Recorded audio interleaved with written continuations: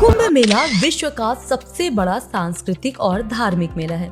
इस दौरान संपूर्ण भारत के लोग एक जगह एकत्रित होकर नदी में स्नान करते हैं, संतों के प्रवचन सुनते हैं और आध्यात्मिक ज्ञान प्राप्ति के साथ ही अपने जीवन को सुंदर बनाने के सूत्र ले जाते हैं।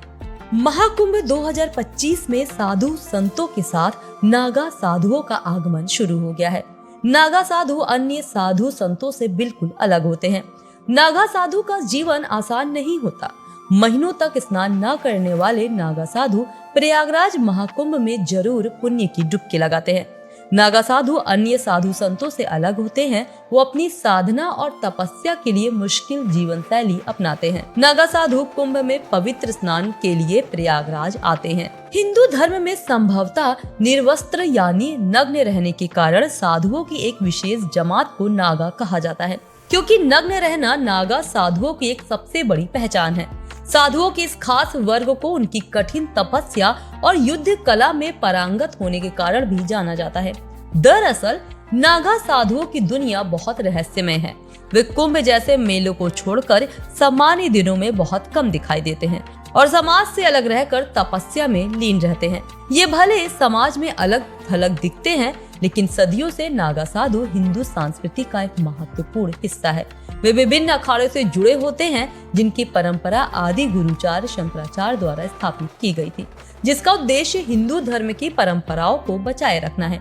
लेकिन नागा साधुओं का जीवन बहुत कठिन होता है। इस जीवन को अपनाने वाले को अपनी निजी जीवन, रिश्ते, नाते, पसंद नापसंद सब छोड़ना पड़ता है। नागा साधु आमतौर पर निर्वस्त्र रहते हैं और भस्म को ही अपना वस्त्र मानते हैं, लेकिन कुछ साधु लंगोट भी धारण करते हैं और ये देखा गया है कि जो नागा साधु लंगोट पहनते हैं वे भांति भांति के होते हैं। वे लंगोट वस्त्र के अलावा विभिन्न धातुओं जैसे पीतल, तांबा, चांदी और लोहे के होते हैं। यहाँ तक कि ये पत्थर लकड़ी के भी होते हैं। नागा साधु महान हठ योगी होते हैं। हठ योग के माध्यम से वो अपने शरीर पर नियंत्रण पाते हैं और कठोर परिस्थितियों में भी जीवित रहने की क्षमता विकसित करते हैं। हठ योग के कारण वे लकड़ी का लंगोट भी धारण कर लेते हैं। हालांकि ये कुछ विशिष्ट स्थितियों में, विशेषकर धार्मिक अनुष्ठानों के दौरान लंगोट पहनते हैं, लेकिन ये कोई नियम नहीं है। इसका मुख्य उद्देश्य ये भी है कि भक्तों को उनके पास आने में झिझक ना हो, इसलिए वे लंगोट धारण कर लेते हैं। सच तो ये है कि इनका लंगोट को पहनना भी एक तप की तरह ही होता है।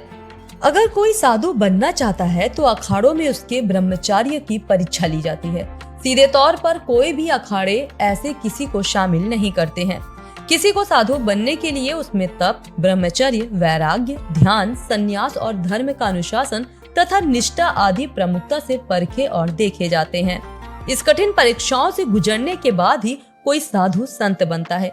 इन परीक्षाओं से गुजरने में 6 महीने से 12 साल तक का भी समय लग जाता है। उसके बाद कोई साधु संत बन पाता है।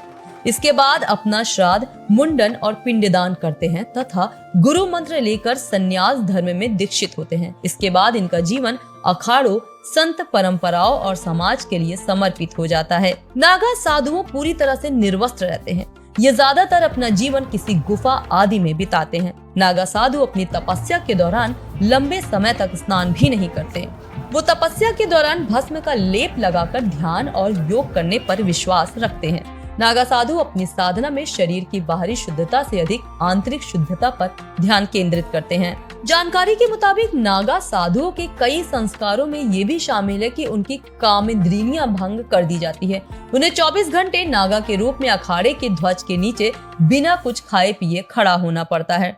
इस दौरान उनके कंधे पर एक दंड और हाथों में मिट्टी का बर्तन होता है। इस दौरान अखाड़े के पहरेदार उन पर नजर रखते हैं और इस प्रक्रिया के बाद वो नागा साधु बन जाते हैं।